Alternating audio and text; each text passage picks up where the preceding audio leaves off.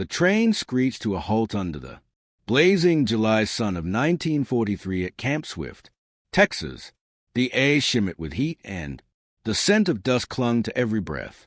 Dozens of German prisoners of war, their uniforms tattered from the North African campaign, shuffled down from the box cars. They expected hostility, perhaps jeers, perhaps even the cold indifference of victors. Instead, they were met with something stranger, a sergeant holding a cardboard box, handing out small parcels as though greeting guests instead of captives. Inside each parcel lay items they had not touched in months, soap wrapped in paper, a small tin of shaving cream, and a razor. The men stared. Some thought it was a trick. Back in Germany, even officers had to stretch a single bar of soap for weeks, and razors were dull.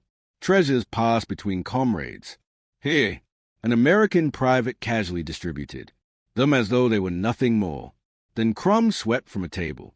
One prisoner, Obergreiter Karl VBR, later wrote in his diary, "We arrived in chains, but were greeted with gifts.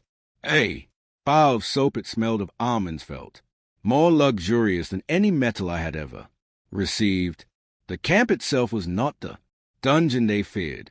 Wooden barracks, lined in neat rows, a mess hall with the aroma of cornbread wafting out, and guards who barked orders but did not strike. The prisoners were marched past a water tower where children from nearby best watched with curiosity, some even waving. The contrast was unbearable. Only weeks earlier, these men had fought in the sandstorms of Tunisia, surviving on stale bread and brackish water. Now, they were being told to wash, to shave, to look human again. It was not kindness. Without calculation, the U.S. Army understood that maintaining hygiene reduced disease which lowered costs and unrest in the camps. Yet to the prisoners who had been trained to believe America was decadent and collapsing, the gesture carried a different weight. Could a collapsing society afford to give soap to its enemies? That first evening, as the sun fell and the cicadas shrieked in the trees, the camp echoed with hesitant laughter. Men rubbed the soap between their hands, marveling at the lather, inhaling its scent as if it were perfume. Others stood silently at the washing stations, eyes lowered, ashamed that something so simple could unravel. Their certainty about who held power in this war. If you value stories like this, don't forget to like and subscribe. It helps preserve forgotten chapters of history. And for those watching now, where are you listening from, and what time of day? Is it where you are? The soap felt strange in their hands, smooth and soft, with a scent so sharp it seemed to cut through memory itself. At Camp Shelby in Mississippi, August 1943, the guards placed bars of soap in neat piles on wooden tables. Prisoners stepped forward hesitantly, each man picking one up as though it might vanish. Some sniffed the bar, immediately laughing nervously. Others slipped it into their pockets like contraband for soldiers accustomed to scraping a thin sliver of lye soap to wash their entire bodies. This American abundance bordered on the surreal. One diary found years later from Feldwebel. Hans Lenz recorded the soap was yellow and wrapped in a paper stamp with English letters. I rubbed it on my arms and watched the dirt run off like I was peeling away months of Africa around me. The men were smiling for the first time since capture. He did not write about the battles of Kasserine or his capture by U.S. paratroopers, but about the lather that made him feel briefly like a man, again rather than a defeated enemy. In Germany that same summer, families lined up outside shops holding ration cards, sometimes waiting hours only to discover supplies had run out. Soap was so scarce that women boiled animal fat in kitchens, producing crude substitutes that left hands raw and red. Letters smuggled through censors told of children sent to school unwashed and soldiers at the front scraping dirt from their faces with dull knives of PSN. America, the contrast was unbearable. To clean oneself daily, to smell faintly of almonds or lavender was a reminder that America lived in a different universe. The gossip spread quickly across the barracks. Did you see the guards wash their uniforms twice a week? Whispered one man. Their wives send them packages, with soap inside like it is nothing. At night, under the buzz of ceiling fans, the prisoners compared scents like critics discussing fine wine. This one smells like lemons, joked a corporal, holding up a half-used bar. Laughter followed, but it was tinged with envy, even confusion. Behind the soap lay a deeper story. America's chemical plants had produced over 2.7 billion pounds of soap in 1942 alone, far outstripping the Axis powers, oil refineries, fat rendering plants, and vast supply chains made cleanliness a matter of routine, not luxury. In Germany, production was held by Allied bombing, and by 1944, even Wehrmacht officers were issued rations of ersatz soap mixed with sand for men who had fought under slogans of German superiority, standing in a camp where even enemies were given better soap than their families at home was a shock more profound than the sound of artillery. That night, Carl Weber sat on his bunk, turning the bar of soap in his hands. He whispered to a bunkmate, if they give this to prisoners, what do they give? Their own people. The question lingered in the silence, unanswered, heavy as the humid Mississippi air. The first razors arrived at Camp McCoy, Wisconsin, in the early frost of October 1943. The crates were carried into the barracks by American quartermasters who treated them as casually as firewood. Inside were hundreds of safety razors, each accompanied by a packet of blades. German prisoners stared as the metal gleamed under the single bare bulb. Overhead, 4 months they had grown, scraggly beards, not out of choice, but necessity. Now, for the first time since capture, they could shave with tools, newer and sharper than anything they had possessed in the field. It became a ritual. After morning roll call, men queued at the wash stations, soap foaming in their hands, razors gliding over jaws and cheeks. The sound was almost musical. The scrape of steel, the splash of water, the sigh of satisfaction. One prisoner, a Nuffet Hoffman, wrote in a letter never sent home. I shaved. Today, the blade cut clean. No tugging. For the first time since leaving Hamburg, I saw my own face again. It frightened me had I aged so much, yet I felt human once more. Not all were grateful. Some men muttered that the razors were a trick, an American ploy to soften them, to turn warriors into civilians in one barracks. A heated argument erupted. A veteran of Stalingrad declared that shaving made them look like clowns robbed of the dignity of soldiers. Another countered that dignity came from not looking like beggars. The quarrel ended with laughter, but the tension remained. Were they prisoners or guests? Were these comforts meant to humiliate or rehabilitate? The guards watched with a mixture of amusement and strategy. They knew that well-groomed men were calmer, less prone to unrest. Disease was curbed, lice diminished, and morale strangely lifted. Statistics confirmed the effect. By the end of 1943, German P. camps in the U.S. reported illness rates less than half those in Europe, largely due to hygiene. Soap and razors, mundane to Americans, had become tools of quiet control. In the evenings, under the rattling sound of potbelly stoves, the prisoners joked about forming a barber's guild.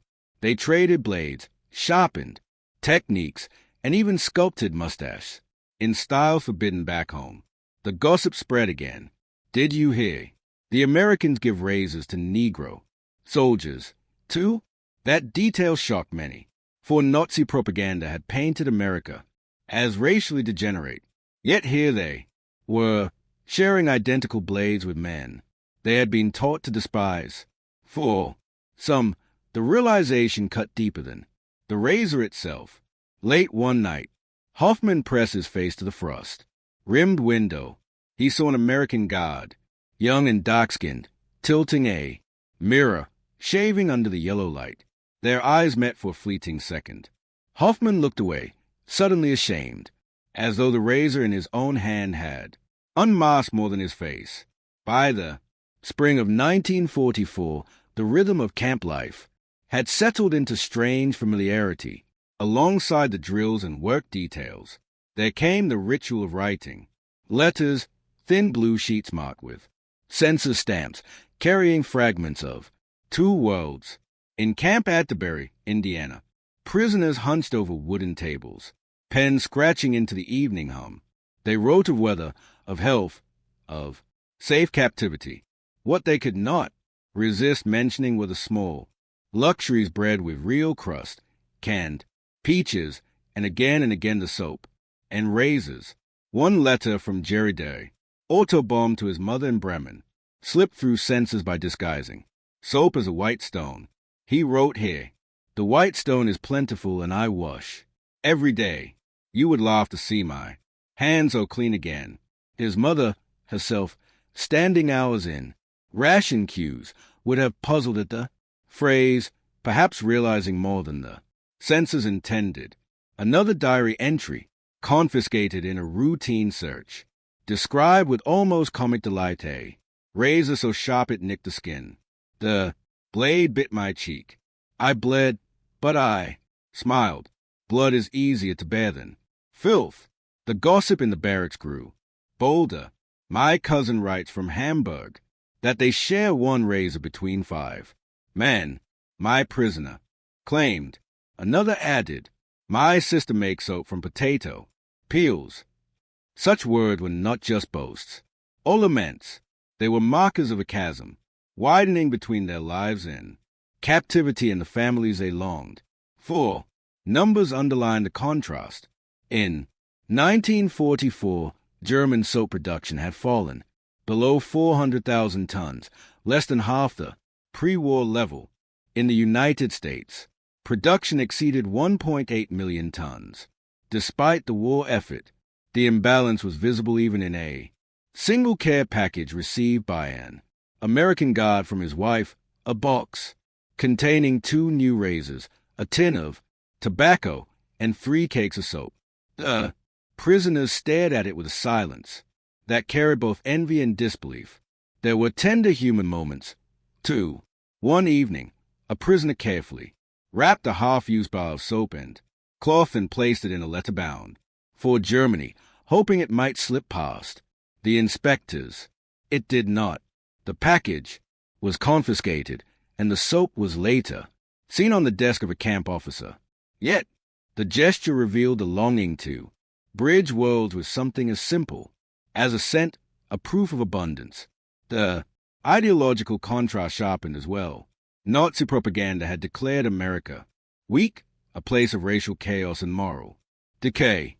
Yet here, in barracks lined with the faint aroma of almond-scented soap, the men washed daily, shaved regularly, and compared themselves to civilians. Once more, each letter that mentioned these comforts chipped away at the certainty they once held. As spring storms rolled across Indiana, thunder shaking the barracks at night, one prisoner whispered to another, "Do you think our families believe us, or will they think we are liars?" The question hung in the darkness, heavier than the rain against the tin roof. By the summer of 1944, many prisoners were no longer confined only to the barracks. Under the Geneva Convention's provisions, they were sent to work details on farms, in lumber mills, and occasionally in factories that supplied the war effort without producing weapons directly. At Capelona in Iowa, buses rumbled out, each morning carrying dozens of PS to the endless cornfields. It was there, away from the wire, that the true scale of American abundance struck them hardest. On one farm near Fort Dodge, prisoners were given lunch alongside local workers. They opened the farmers' tin boxes and found sandwiches wrapped in wax paper, apples polished red, and most astonishing small packets of soap, and disposable razors tucked in for use. After the day's labor, who puts a razor in a lunchbox? One German whispered, astonished. Another replied, a country that has more than it knows what to do with. The statistic behind those small gestures was staggering. By mid-1944, U.S. and companies were producing more than 4 million safety razor blades every day. Soap factories in Cincinnati and Chicago shipped crates so large they could fill entire warehouses, even as the nation poured steel and manpower into tanks and bombers. It still supplied civilians and prisoners alike with hygiene items Germany could no longer dream of. Some PS were taken to supply depots for unloading duty. There they saw soap, stacked by the pallet, cartons labeled for shipment overseas, and shaving cream, tins rolling off conveyor belts faster than they could be counted. Feld Webel, Hans Lent, who had once fought at Ellemain, muttered under his breath, we lost the war the moment they could give razors to prisoners while still building bombers by the hour. His words spread quickly, repeated with awe and bitterness. There were quieter, more human encounters, too. On a Kansas farm, a local child offered a bar of ivory, soap to a German prisoner as casually as handing over a toy. The man held it, unable to speak, the corners of his eyes wet. He later confessed to a fellow prisoner that he had not seen soap given with kindness since childhood. Yet these moments bred in a conflict. Some prisoners laughed at the absurdity. We came to destroy this nation, and here we are shaving like Americans. Others fell silent, the realization gnawing at them. If America's strength was not only in weapons, but in the comfort of its people, what did that say about everything they had been taught? To you, watching now, what do you think was more powerful, the tanks on the battlefield, or the soap and razors in the barracks? Leave your thoughts in the comments below. I am curious to hear your perspective as the Iowa sky blazed with sunsets over fields that seemed endless. Prisoners rode back to camp in silence, each turning over the same question in his mind. What kind of nation could fight a global war and still have so much left to give, even to its enemies? Night in the camps carried a peculiar stillness. The day's labor ended. The wash stations emptied, and the barracks dimmed under a single dangling bulb. Yet whispers carried through the wooden walls, soft but persistent. Men argued over what the soap and razors truly meant. Some insisted it was American propaganda, a subtle way to make prisoners docile. Others countered that it was something more unsettling, a glimpse into a society so wealthy and organized that even its smallest comfort spoke of invincibility. At Camp Shanks in New York, November 1944, guards overheard a heated exchange between 2 prisoners. One, a fervent believer in Hitler's promises, mocked the others for being seduced by lather and shiny blades. Another snapped back, if they can waste razors on us, what else can they do? The argument ended in silence, but the thought lingered in every mind. Anecdotes swirled like gossip in a village square. A lieutenant whispered that he had seen black and white American soldiers sharing the same washing station, both using the same brand of soap. Impossible, another retorted, yet others confirmed it. For men indoctrinated with years of racial propaganda, the sight was disorienting. A razor became more than a tool. It became proof that the world outside the Reich operated on rules they no longer understood. The statistics amplified their unease. By late 1944, U.S. production of consumer goods despite rationing remained higher than Germany's pre-war levels, while Berlin's civilians queued for hours for a crust of bread. American cities produced 1.2 million pounds of soap each day. Factories churned out safety razors by the millions while also rolling off tanks, aircraft, and munitions. The imbalance was a drumbeat prisoners could not escape. One human moment crystallized attention. At Camp Livingston, Louisiana, a prisoner named Carl Weber watched as a guard handed a new razor to a fellow P who had cut his blade dull. The German stared at the guard's easy smile, the casual generosity that night. He admitted to his diary, "I was angrier at that gift than at their bombs. We are fed, we are cleaned, we are shaved, and I begin to fear we will be changed." Not all saw it as benevolence. Some resented the shaving ritual, calling it the daily surrender. A small group refused to shave, growing their beards long in defiance, as though clinging to the last vestiges of soldierly pride. Yet even they could not deny the nagging thought. Their captors were cleaner, healthier, and inexplicably generous. To you, watching now, what do you think? Unsettle the prisoners more, the enemy's bombs, or the enemy's kindness? Share your view in the comments. History is shaped by how we interpret not just battles, but gestures. As winter winds rattled the barbaric walls, the whispers continued. The soap and razors were no longer just objects. They had become questions, chiseling cracks into old beliefs.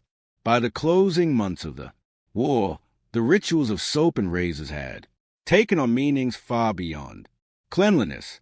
At Camp Florence, Arizona in March 1945, men lined up as usual at the washing stations, steam curling from buckets of hot water. They no longer hesitated. They shaved daily. They shared blades, and some even helped one another with steady hands when a comrade trembled. What had begun as a curiosity now seemed routine, even necessary. Yet beneath the lather and laughter, a profound shift was underway. Oboe writer Carl VBR, who had once written of the almonds scented by in Texas, now confessed to his diary, "The blade scrapes away not only my stubble, but also my anger. I cannot hate men who treat me as they treat their own."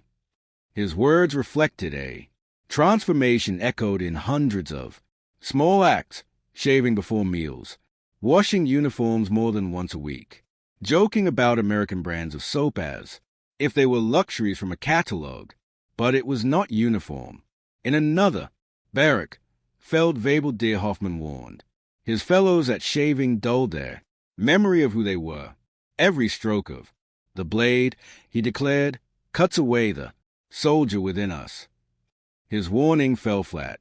By then, the majority had embraced the ritual, not as surrender, but as survival.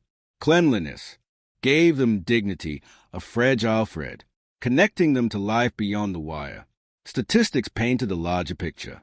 By 1945, over 371,000 German PES were housed across more than 500 camps in America.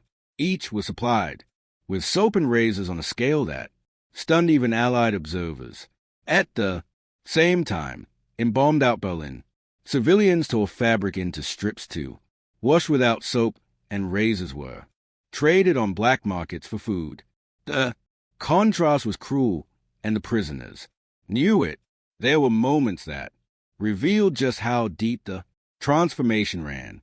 One Sunday morning, a prisoner carefully shaved, polished his boots, and walked to the camp chapel. He explained to a chaplain that he wanted to look presentable before God. Another carved a small soap dish out of scrap wood, proudly displaying his bar of ivory as if it were treasure. These gestures spoke of men who, stripped of weapons and power, clung to dignity through hygiene, and yet ideology clashed with habitat. Letters intercepted by censors revealed families back home astonished at the prisoners' descriptions. One wife wrote, back in disbelief, "You cannot be given raises. You are prisoners." Her husband, unable to reply honestly, kept her letter folded in his pocket, a reminder that truth itself had become unbelievable.